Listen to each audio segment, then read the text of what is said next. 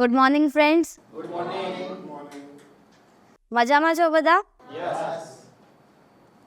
તો આજે જે પુસ્તકનું રિવ્યૂ કરવા જઈ રહી છું એ પુસ્તકનું નામ છે નમે તે ગમે અને મારું નામ છે દ્રષ્ટિ ઉટાણી અને આના લેખકનું નામ છે શ્રી હિંમતભાઈ પટેલ.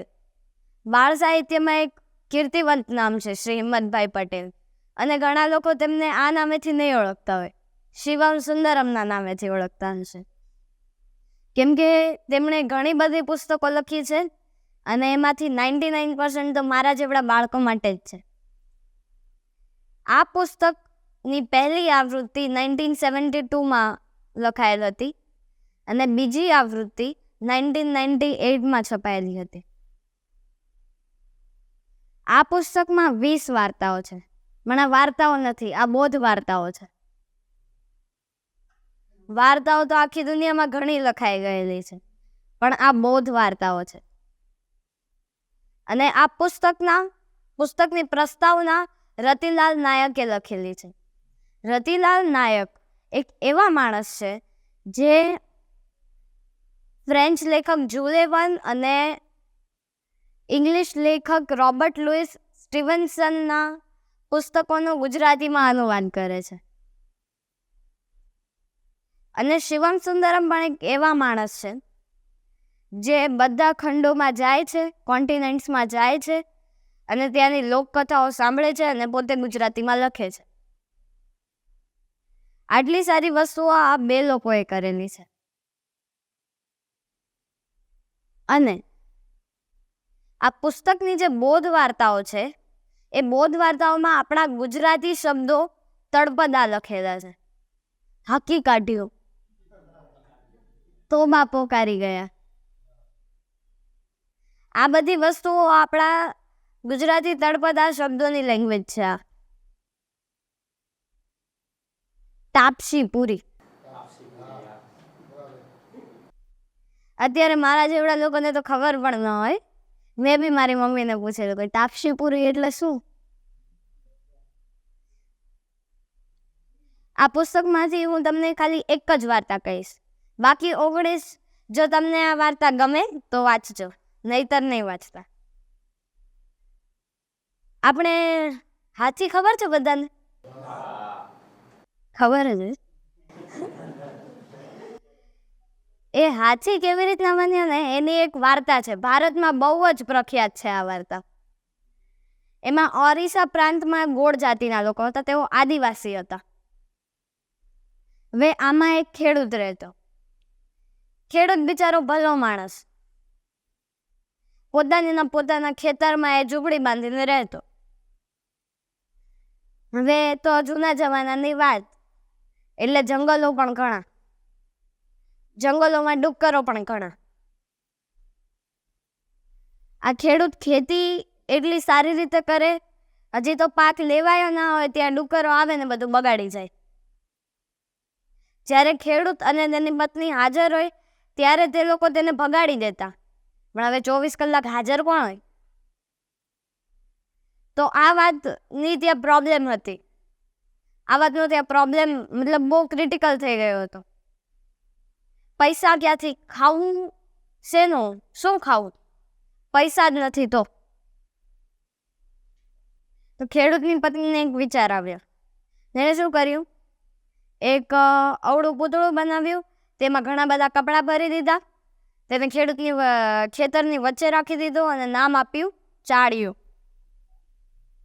પણ ડુક્કરો તો આનાથી પણ પરે, તે ચાળિયાને તોડી નાખ્યું. હવે પાછી એને એ પ્રોબ્લેમ તો ઊભી જ છે. હવે શું કરવું?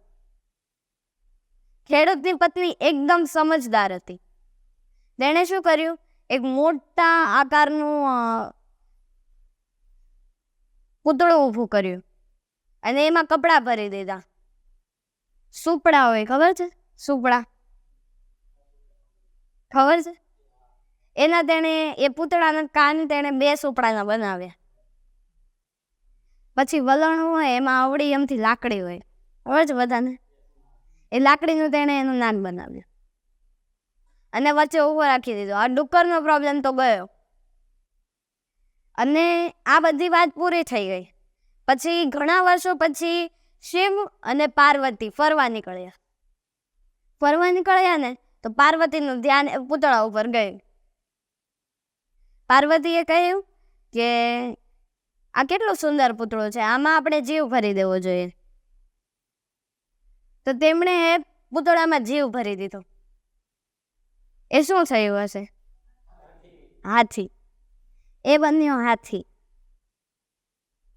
એટલે ત્યારથી આ હાથીનો આવિષ્કાર આમ થયો હતો. તમે હાથીને મેન્શન કરો ને તો સુપડા જેવા જ કાન હોય.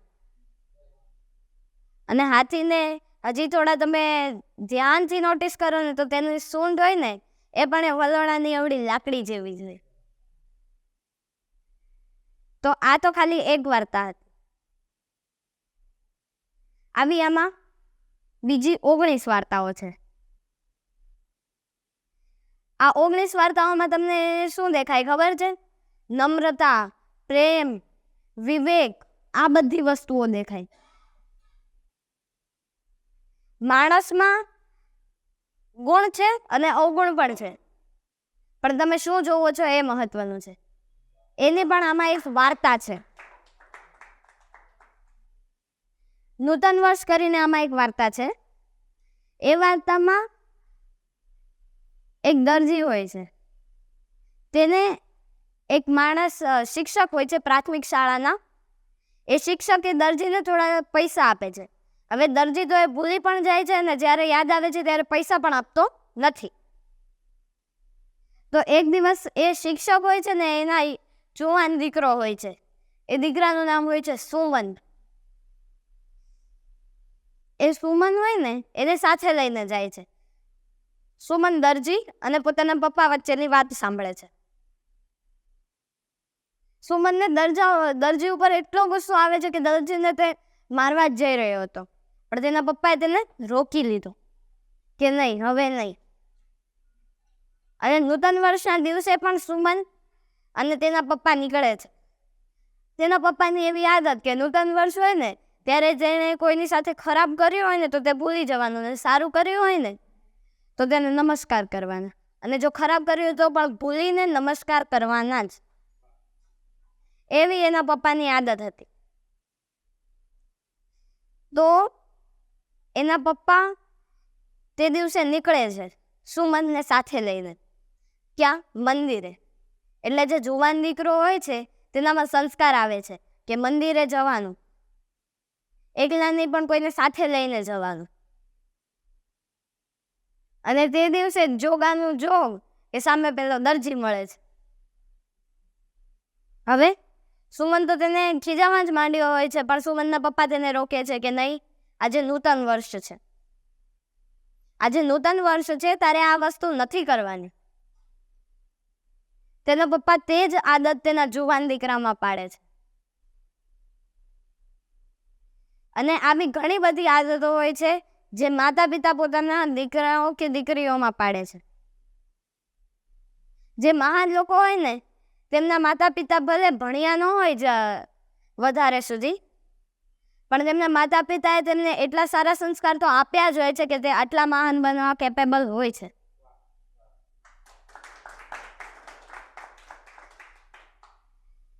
જેવું માતા પિતા કરે ને એવું છોકરું કરે.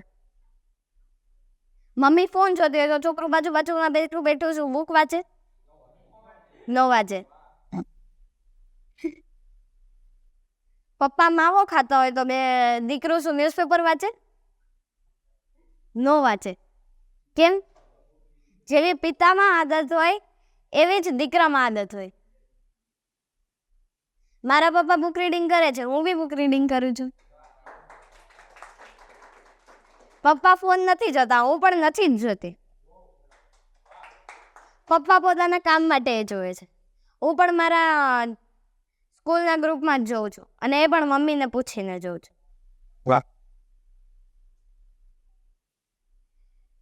આ વસ્તુ છે આ પુસ્તકમાં, બોધ વાર્તા. આ મારા જેવડા નાના છોકરાઓ માટે નથી, કેમ કે આમાં નાના છોકરાઓ માટે પણ છે જ,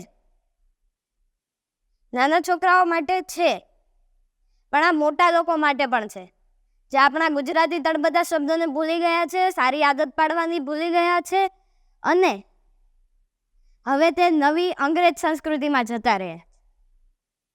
આ એ યુવાનો માટે છે અને એ માતા પિતા માટે છે અને મારા જેવડા બાળકો માટે પણ છે.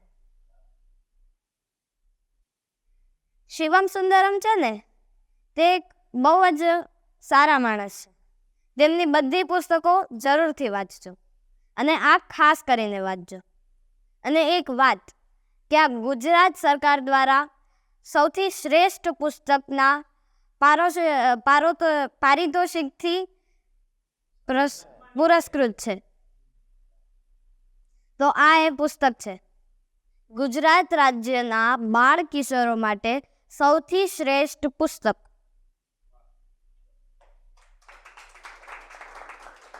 તમને આ પુસ્તક ગમ્યું હોય ને તો હા પાડો. યસ, મેં તમને 2 વાર્તા કીધી, બીજી કેટલી વધી? 18. 18 વાર્તા જે વાંચવાના હોય તે હેન્ડ રેઝ કરે. 160 પેજની જ પુસ્તક છે અને એ પણ મોટી નહીં, અવળી. વિજય અંકલે હેન્ડ રેઝ કર્યો. ઓહો, એક માણસ હેન્ડ રેઝ કરે તો બધા કરે. જરૂરથી વાંચજો આ પુસ્તક. ધન્યવાદ.